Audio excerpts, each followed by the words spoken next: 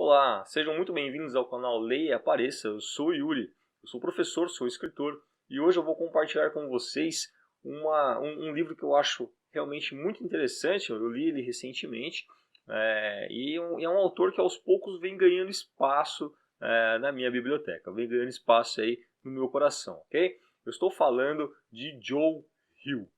Pois é, esse carinha aqui, né, essa obra aqui, Tempo Estranho, ok? Tempo Estranho é o livro que nós vamos estar falando hoje. Tempo Estranho, então, ele é um livro de contos, não é?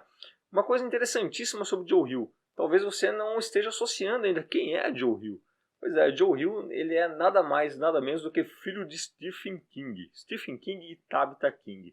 O rapaz tem sangue azul no ramo aí, né? Joseph Hillstrom King. O Joe Hill. Ele tem 50 anos, é um estadunidense, né? Nasceu ali no Maine, né? Que é exatamente o cenário que orbita praticamente toda a obra do Stephen King, né?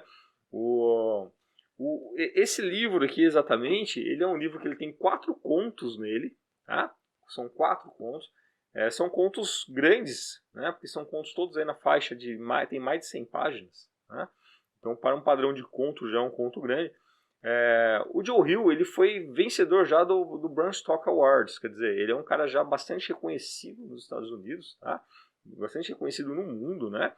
Entre seus livros você vai encontrar Estrada da Noite, O Pacto, Nosferatu, né? Que é NOS4A2, né? NOS4A2, quer dizer, Nosferatu, né? Por quê? Porque isso aqui está fazendo uma brincadeira com a placa de um carro. E O Mestre das Chamas. Eu, particularmente, eu tenho esses 4 livros. Eu li esses 4 livros, gostei muito desses livros, tá? O primeiro livro que eu li foi O Pacto, né? Que depois acabou virando um filme, né? O filme, ele, para mim, não faz muito jus ao livro. O livro é muito melhor do que o filme, ok?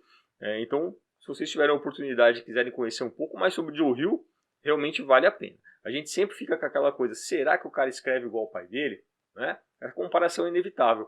Uma coisa muito interessante é o seguinte, o que ele fez? O Joe Hill, ele se lança como escritor e ele usa o nome Joe Hill justamente porque ele não gostaria de ser associado ao pai dele. Olha que coisa interessante. Então, quando ele começa a ganhar prêmios, é que algum repórter descobre que esse Joe Hill, na verdade, é o Joseph, lá, o filho do Stephen King. Né? Muito interessante isso. Ele realmente consegue o seu lugar ao sol sem utilizar o nome do pai dele, somente usando mesmo do seu talento, né, da sua escrita, das suas ideias. Uma coisa que o diferencia um pouco do King é o seguinte, ele tem uma inserção, né, claro, ele é mais jovem também, ele tem uma inserção muito maior no mundo dos quadrinhos, né, no mundo do HQ. Né? Então ele acaba influenciando bastante, né, esse lado também. Tá? O Tempo Estranho. Tempo Estranho, ele foi escrito em 2017 e publicado pela editora HarperCollins no Rio de Janeiro, em 2019. Tá? Existe um outro livro que está aqui na minha mão, que é o Quatro Estações. Esse livro aqui do King, do pai dele. Né? Esse Quatro Estações, ele tem mais ou menos o mesmo formato desse Tempo Estranho. Então, às vezes eu até me pergunto, será que tenha sido uma espécie de homenagem que ele faz ao pai? Pode ser, né? Ou está só reproduzindo uma receita de sucesso.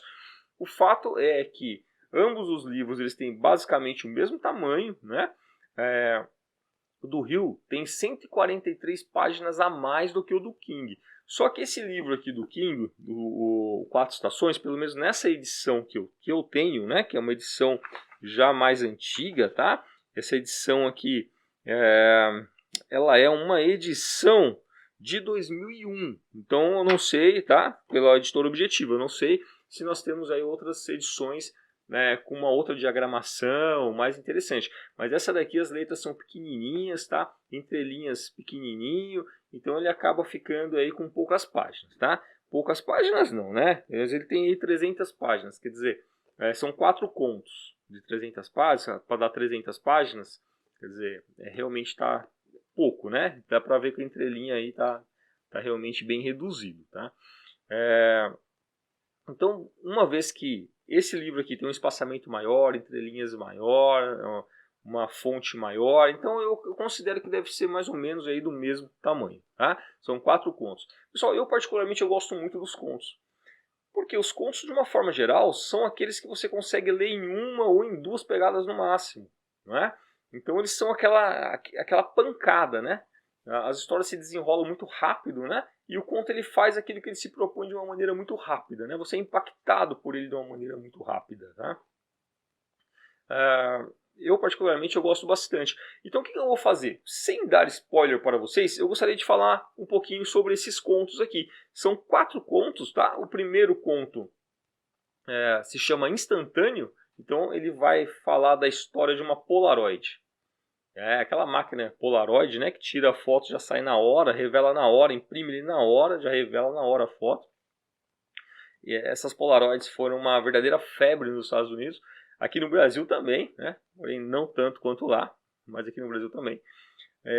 Então nós temos uma máquina, uma Polaroid, que ela é meio que sobrenatural. Por quê? Porque todas as vezes que tiram uma foto com ela, ela rouba um pouco da memória da pessoa que foi fotografada. Pois é, então você imagina o que acontece, né?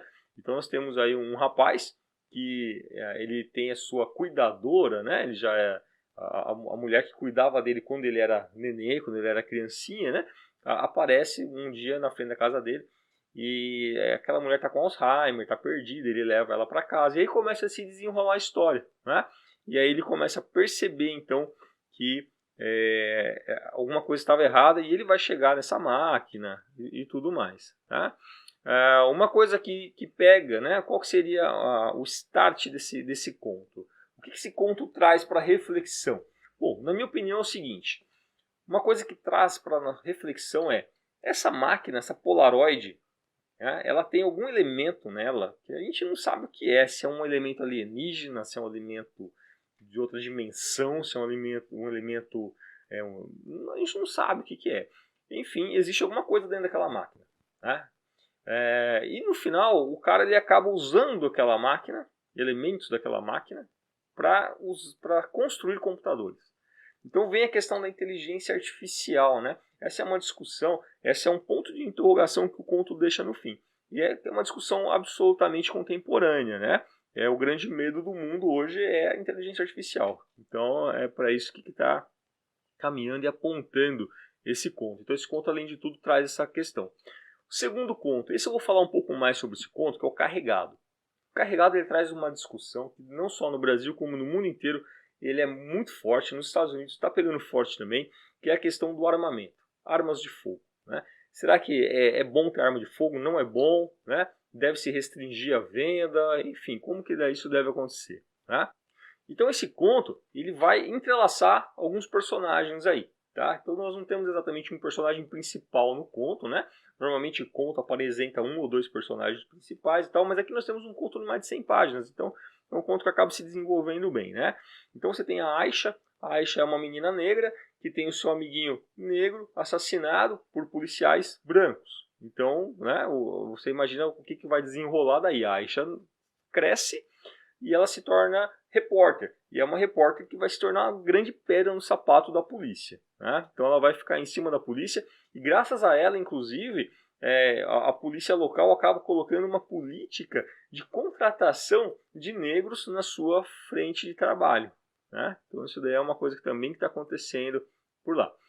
Outra personagem é a Beck. A Beck ela é uma jovem que trabalha numa joalheria, em um shopping, e ela começa a ter um caso com o seu patrão, que é um quarentão. O quarentão, na verdade, é casado com uma mulher que é ela que é a dona de tudo, né? E ele está ali surfando na onda do negócio, tá?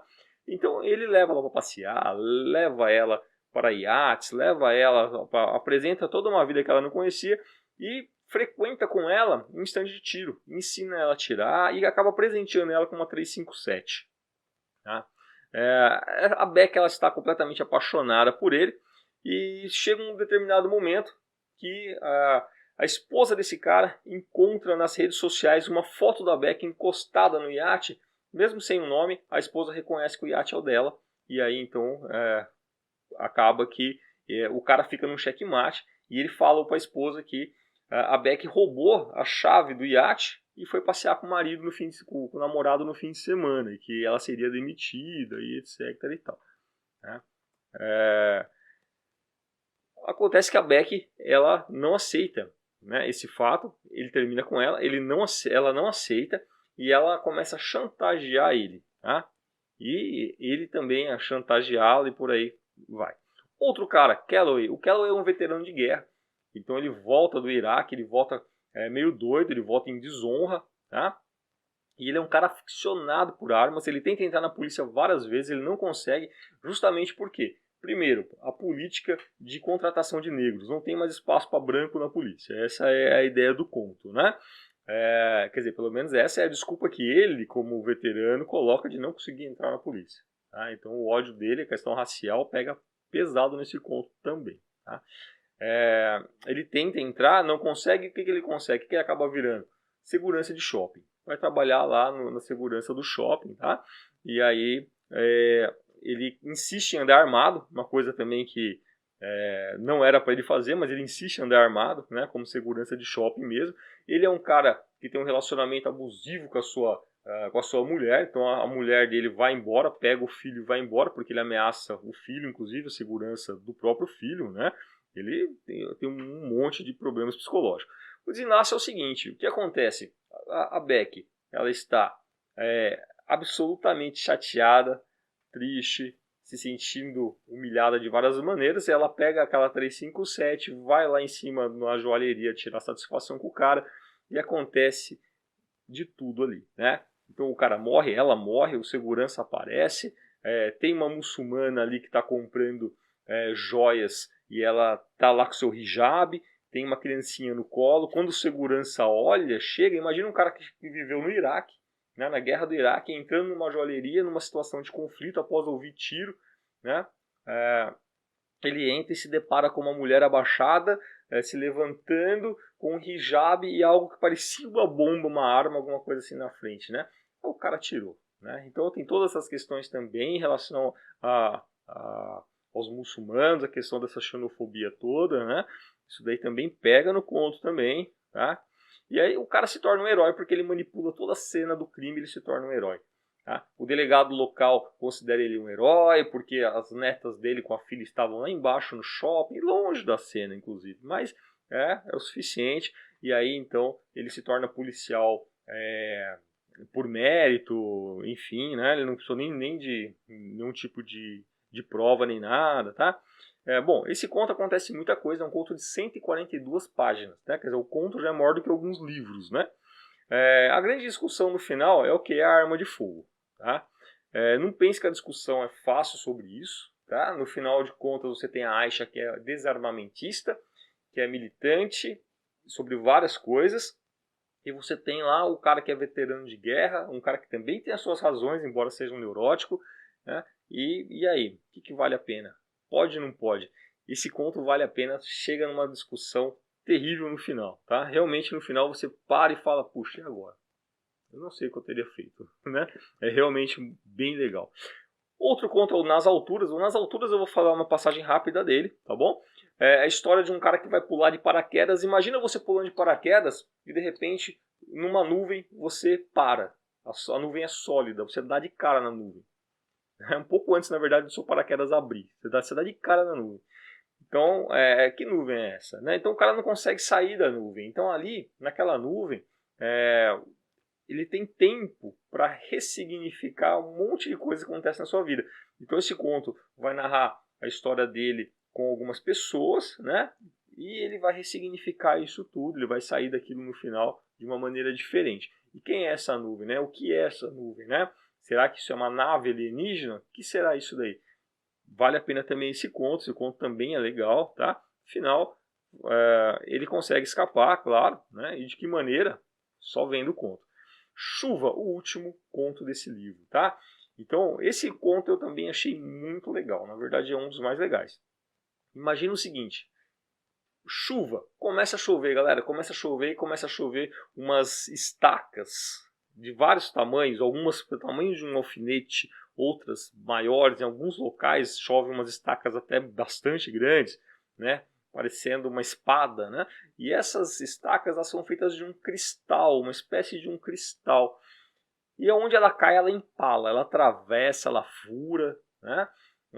As ruas, os asfaltos, né? Ficam lotados, parece ser uma almofada de alfinete, né? Fica cheio desse cristal. Imagina quantas pessoas morreram logo na primeira chuva, né? E essas chuvas começam a se repetir, O personagem principal aqui é uma mulher negra, homossexual, e que ela estava se mudando com a sua namorada.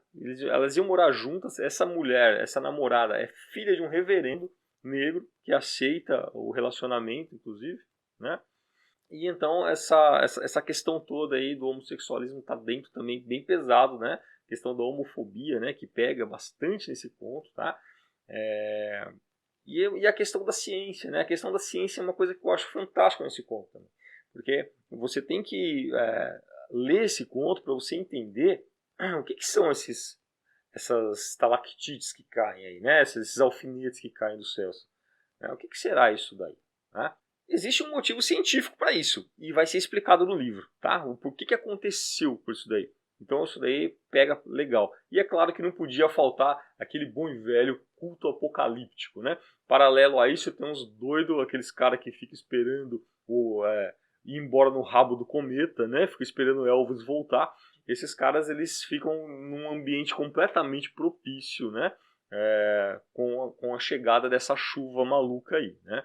Então esse conto também é bem interessante, vai te envolver, é uma pancada também, é rápido, tá? Então assim, é um livro muito gostoso de ler, é um livro, embora ele não seja tão curto, mas ele é um livro rápido, porque como ele é em contos, né? Então ele acaba te envolvendo e dá um desfecho muito rápido, ok? E diferentemente, por exemplo, nesse livro aqui do Stephen King, você tem 3 contos, que dos 4 você tem 3 que não tem elementos sobrenaturais, tá? Inclusive um deles é aquele Redenção em Shawshank, que depois virou um filme chamado Um Sonho de Liberdade. É deste livro aqui, 4 Estações, é o primeiro conto, né?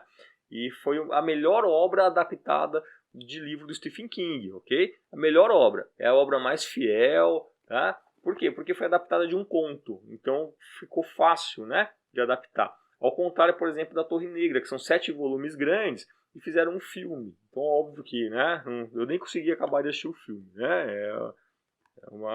É um desfavor a qualquer coisa que se preste aquele filme, tá? Esse livro aqui, ao contrário, você vai ter o que no Joe Hill? Você vai ter um único conto que não tem nenhum tipo de elemento sobrenatural aí, tá? Diferente, né? Diferentão. Que é o que? É o carregado lá, o da arma, né? Que vai trazer todas essas questões políticas. Embora o dos alfinetes lá que caem do céu, né?